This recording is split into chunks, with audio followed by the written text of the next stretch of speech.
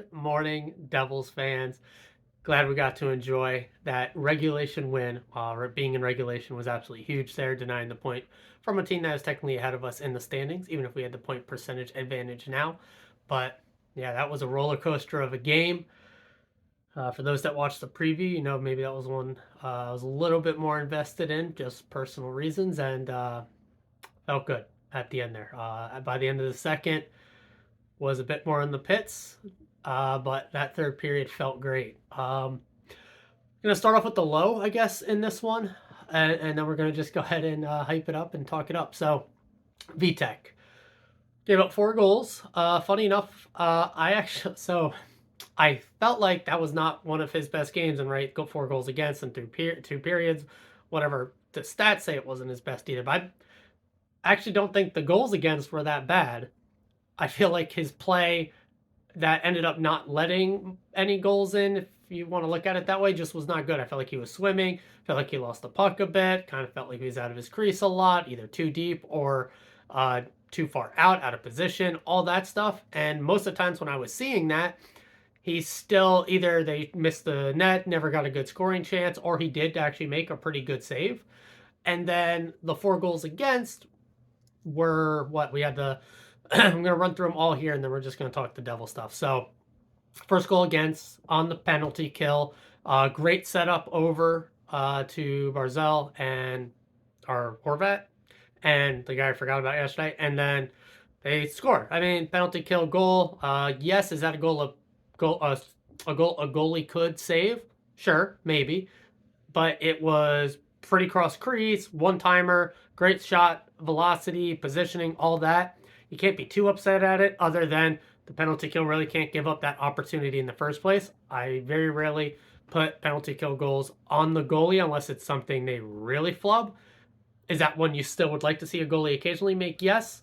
But that's how it goes, right? So kind of the recurring theme on all 4 of these goals is it's not really VTech's fault, but would you have liked to save on at least one of them? Yes. 2 even would have been fantastic, but 2 out of 4 of those are definitely are in. Yeah, two, maybe 2 insane saves that you hope for, but those were all great grade A chances that we gave up, and all 4 of them went into the net. And that's kind of been the reoccurring theme with VTech and even Schmid, although his recent stretch has been really good. Where we give up the high danger chance, and it feels like every single one goes in. Other teams also give up a lot of high danger chances. Actually, most give up more than we do. Their goalies just make more saves on those. But I also try not to rip goalies apart when you leave them out to dry. But it is the NHL. You're being paid millions of dollars to do this. You need to make one of those, really, is what it comes down to. And I think that's why at the end of the day he was pulled. Could have been, coupled with the fact that I did think he just did not look very comfortable in the crease all night. Let's get into the rest of them. So, goal number 2, Barzell falls down. Miller just kind of lets him leave, thinking, oh, he's out of the play. We can get a nice 5-on-4 here. I get the thought process, but we don't retain the puck. They get it. Great outlet pass. Clean breakaway. Goal. You know my thoughts. I'm not going to rip a goalie on a clean breakaway. Ruff essentially said the same thing. Yeah, would you like a save there? Absolutely, obviously. But that's, a that's a very clean breakaway with a very high-skilled player with the puck on his stick. So, 2-2. Okay. Now, number 3. This is the Clutterbuck crazy redirection right in the net front. Now, this one I actually put on McLeod more than anybody. Thought he had a pretty muffin of a clear attempt, and then he did a bit of cardio in the D zone, trying to, I guess, play defense there and taking away the pass. Instead, he kind of just pirouetted and didn't do anything to prevent the play. Puck finds its way right to the net front, where I think Dougie actually did a pretty good job tying up and denying Clutterbuck a pretty good chance. But it's another one where you're like, VTech maybe is positioned slightly more to his right. I'm not a goalie. I'm not a goalie coach. It's the most ridiculous position in hockey. So I'm not going to try and pretend I can rip apart the intricacies of the position. But could he have maybe had positioned himself in a way that would have denied that net front chance of actually going in? Yeah, I mean, he actually had a similar stuff in the first period before we even scored. Either team scored against Clutterbuck, where he made a couple good saves. So, shout out VTech on that. But This one goes in, and it was a ridiculous net front redirect there. Again, that's a good goal. It's hard, probably more times than not that is going in outside of a very well positioned save that would have made that look a lot less ridiculous than it actually was. Now the fourth goal. It was a fairly tic-tac play, but we left, again, a guy fairly pretty much backdoor, completely alone. That is not on VTech at all. That one would have been a crazy save. That's the one and that's the one that got him pulled. That one's more on the defense, but that's hockey. He gets pulled. Schmid goes in. Schmid takes a couple good saves, a couple net front stuff attempts that he did well against, but really we did not give up any crazy high danger chances from that point on. And instead, we pull back into it. Starts off with, of course, the Jack line. Shout out to Brendan Smith.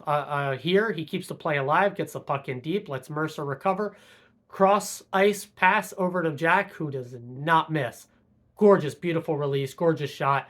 Love it, love it, love it. Jack, he is, I believe now, by the end of this game, the points per game leader, once again, in the NHL. Now, obviously, missed some time, so he's not the actual points leader, but points per game leader, and plenty of runway. Don't see any reason that he is going to actually slow down. He's, once again, Jack and ramping up from a return from injury. So this is Jack Hughes. Enjoy it, guys. We got, what is this, over 60 games now? We finally hit that 20-game mark. Tomorrow's probably going to be my 20-game check-in video.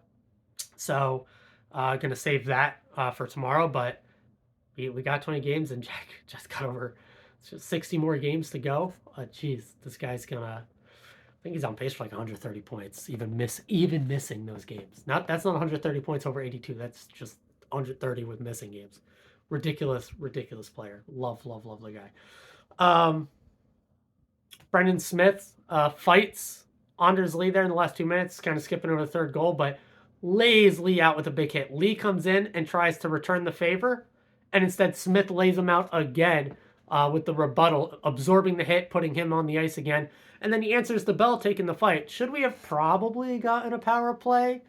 I'm actually completely fine with it just being offsetting 5-minute majors for fighting. I'm good with it. I felt like, if I was on the other end, the Islander fan, I'd be like, that, you know what I'm saying. And then Smith lights him up in the fight. Smith has been everything the enforcer callers, whatever you want to nickname them, were wanting after Jack went down, because we have to fight the ice and boards in that case, or after the Nico head hit, which Smith closed after Clifton. Smith lanes out here. Smith had one of the most ridiculous physical games I've seen from a Devil since the earlier days against the Capitals, even if we lost that one. Smith, if you can keep doing that, and I would prefer him be fourth line left wing, but if we're healthy, I don't know how we do that unless you're sitting Bastian, which I'm not totally against, but I don't see them doing that because you can't take Lazar out. I really don't want to take Smith out from the forward spot, even though technically that those hits, that play was with Dougie out, so he was a defenseman for those. But it's hard to take Miller out, even though I think this was Miller's worst game. I think he actually maybe got benched for a little bit. I'd have to actually check the shift log again. I don't quite remember, but I think he maybe did lose a few shifts there after the Barzell breakaway. But yeah, I think this was his worst game. You're going to have those, especially after just a string of really good starts from him, but definitely need a bounce back from him in the next one. But let's go ahead and continue. Back to the tying fourth goal. We get a 4-on-3. Shout out to the Islanders for taking penalties, letting our power play actually juice a little bit. I said special teams was probably going to be very important in this one. They weren't as determining in this one as I thought they might be, 5-on-5. Both teams lit up a lot of chances, but they opened up the scoring. Shout out from a couple guys I shouted out, and we tied it up with ours, and it was a 4-on-3. But Jack, rebound, Nico, empty net. Tap in. You love 3 points in 2 games with the return of your captain.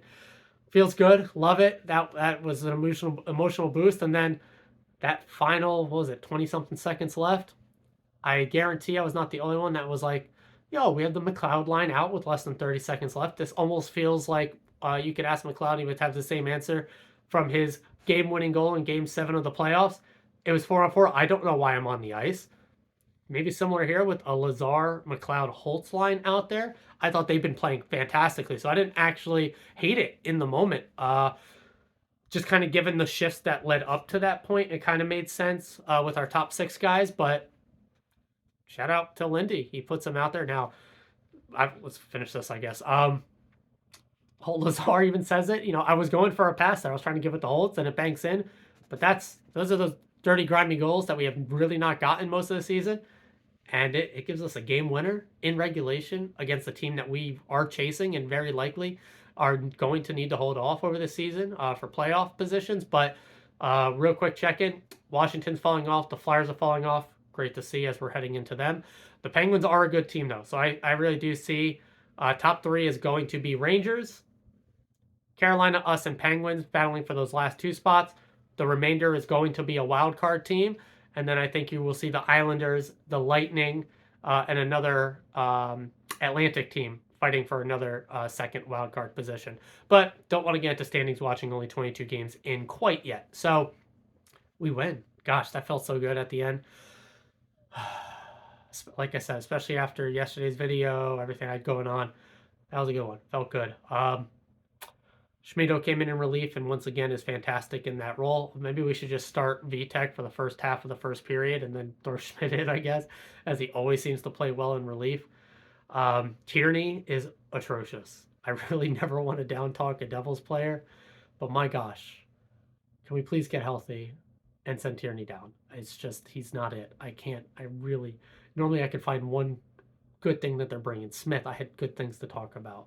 All of our defensemen, good things I could talk about. I really cannot find anything I like about Tierney's game, and that stinks because he seems like a good guy, I'm sure, but oh boy, yeah. I think that's it. Top 6 cooked. I'll talk this. The Nico, Brett, Palat line. Lordy, they dominated all game, start to finish. First shift, last shift. Great to see Nico get rewarded with a goal on the power play, but that line deserved a point or 2 at 5-on-5. The whole Hughes line I thought was pretty good. They still seem to be finding it, but they got the goal. The results were actually there. Love to see it. Holtz line. What more can you say? Holtz is getting better game after game after game.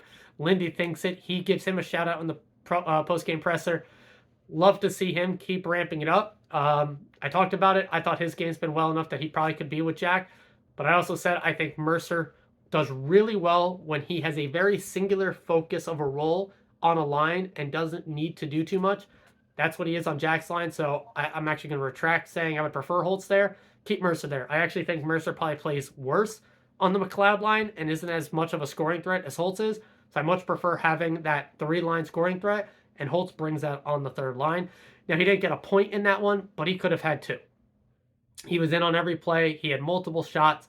Analytics probably isn't going to like him as much in that one because where he is releasing from, it doesn't, I don't think, really factor in how he's using the defenseman as a screen. So the actual position on the ice isn't the most dangerous, but the way his release, his shot, and the way he uses defender as a screen makes them much more dangerous than they are. So I do really love what he is doing there.